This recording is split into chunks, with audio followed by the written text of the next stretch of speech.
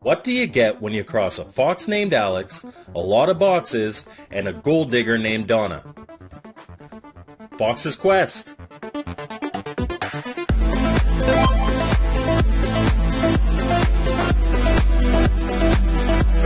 Welcome to Mike's Gaming Gala. I'm Mike, and this week we're talking about Fox's Quest for the Intellivision.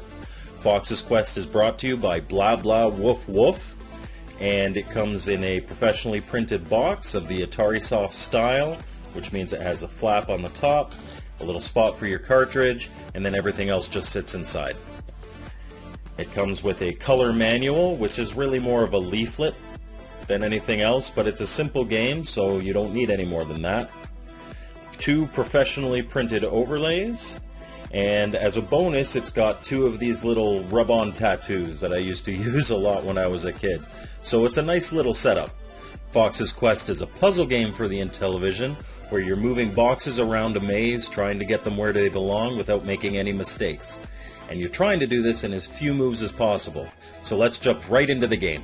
So when you first start the game, you'll notice no jail bars on my game footage.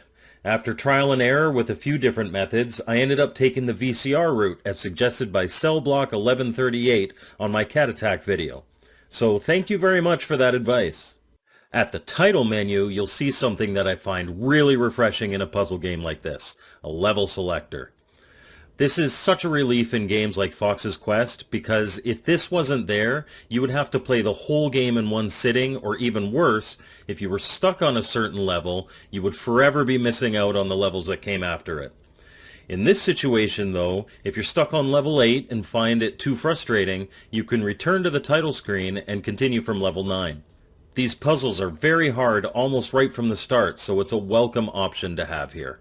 Fox's Quest is a maze game where you have to push all the green boxes in each level to the green circle reception area.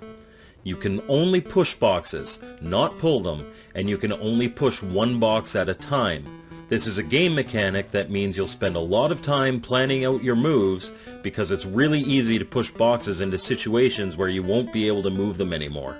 Luckily, the overlays for this game have a very clearly marked button for Restart Level. You're going to use this a lot. As you progress through the game, a cute little story evolves with cutscenes at the start of each level. Eventually you meet Donna, who catches your eye. But when you ask her out, she says that you need to work on yourself first. So what to do? Volunteer at a homeless shelter? Help senior citizens cross a street? Nope! You need to make more money and buy a house first. Then wow, all of a sudden she likes you. Too real, Fox's Quest. Too real. Anyhow, as you continue through each of the 16 levels, they get harder and harder. Like, what the hell is this?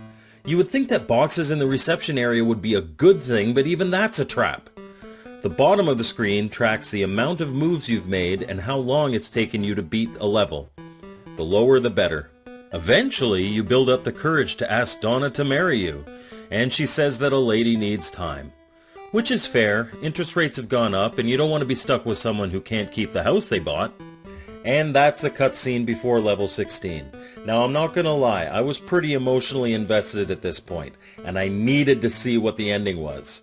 So here, sped up, is the hour and a half of playing that I needed to finally beat level 16. It's really difficult, but I'll admit, when I beat it, I felt a huge wave of accomplishment and was excited to see the ending. And she still needs time to decide, and I'm sent back to level 1. Now I have a few theories here. Number 1, maybe you have to play the game from start to finish, all in one sitting, and then you'll get a proper ending. Number 2, maybe you have to beat level 16 in under a certain amount of moves, or under a certain amount of time, or a combination of both. Or number 3, there is no ending and she takes forever to decide while you push boxes for eternity. I like to think that in the real ending, you get married but Donna leaves you and takes the house and kids, teaching you that someone who likes you for your material wealth is probably not worth your time in a relationship. And that's Fox's Quest. So what did I think of this game? Well, aside from me having fun with a story that was really just meant to be cute, I really liked it. It was challenging and engaging, and even to the point that when I wasn't playing, I was thinking about how I could beat levels. Move this box here, move this box there. And despite the fact that there's only 16 levels, they are difficult enough that you're going to get a lot of playtime unless you are a puzzle whiz. So if you like puzzle games and you thought that this looked good, I would recommend it. I thought it was a lot of fun, and the level selector removed a lot of the frustration that would normally come from a game like this. Thank you so much for watching my video. I hope you liked it. As always, if you want to contact me, I've got my email, Facebook, and Atari Age handle on the left there.